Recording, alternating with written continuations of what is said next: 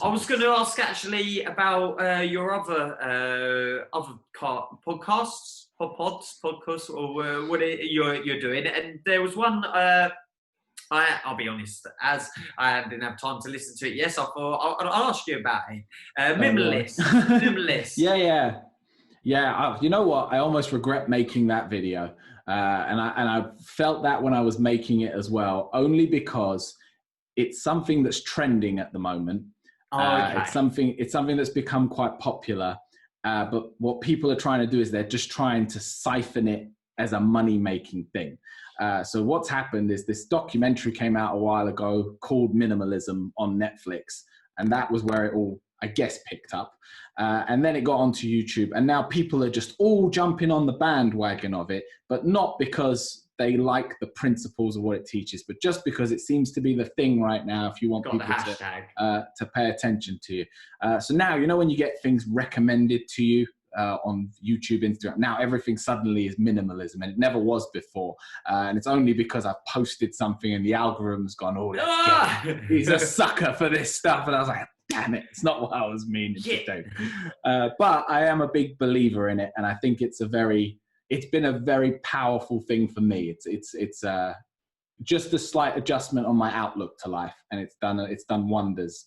Explain more, because like we did the whole sugar. Maybe we'll talk about that at some point. The whole sugar-free thing. Do you do a similar thing with this then? Not exactly. So basically, I had been doing minimalism my whole life to some extent, but never had a name for what it was. So my mum used to always get furious with me because I just used to throw things away.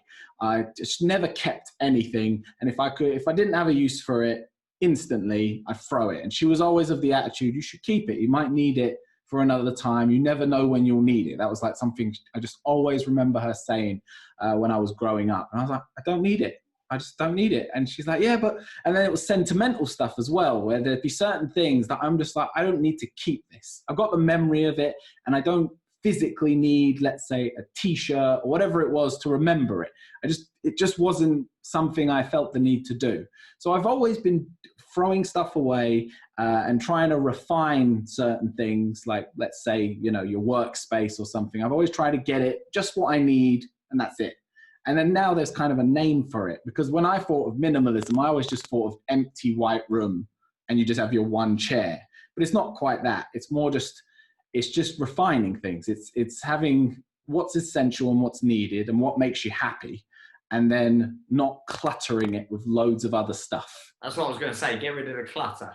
Because that's what my dad used to say. Like, my mum was a hoarder, and I think I've got a little bit of that gene. But my dad was the opposite. Yeah, he would throw sentimental stuff away because he hadn't seen the light of day for 3 weeks. I would say your dad was part of what shaped it in me, because he always, whenever we'd have a chat, one of the things he had such a disdain for was consumerism. He always would say that word in particular, and how it just drove him crazy. Like, it just irritated him that people would just shop and just buy things with like no real thought of it. And like recently, when there was that queue to Primark, they've, you know, all these pictures of people who are queuing up to get to Primark, and you just think, you don't need anything, but you just want to consume, you just want to shop, you just want to buy. So yeah, when I found it, and I could put a name on it, it kind of gave it a bit of, what's the word? It reinforced it in me that it's not just me being someone who, you know, is a robot and doesn't feel anything, but there is this system for just kind of tidying stuff up a little bit. I'm going to give you a word, you know, what with the whole black, white and negative, positive, one and O's, how we chat often. I'm going to give you one word that's going to change your world. Parenting. Do you think this is going to be the end of my minimalism? Yes. Yeah. Is Anna, is she a minimalist? And this is why I'd say parenting won't be the end of it. Anne is not a minimalist. And she's never tried to be, and she has no interest in it. And I think the two things can coincide.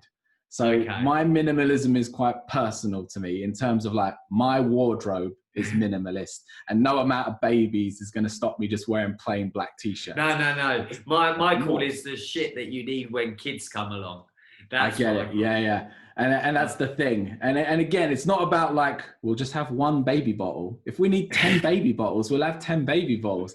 But we will have, let's say, 10 of the same baby bottles. It's the baby bottle. It's the cot. It's the diapers. It's the wipes. It's the cream. It's the, you wait. I say no more. You wait. We're going to do a follow-up to this whenever that when they come along. The big thing, though, is that I won't keep any of it. That's the thing. So once baby grows out of cot goes. Once baby goes out of baby clothes, unless Anne's keeping them somewhere, they're going. They ain't sticking around. They're essential when it's here, being a baby. But beyond that, done.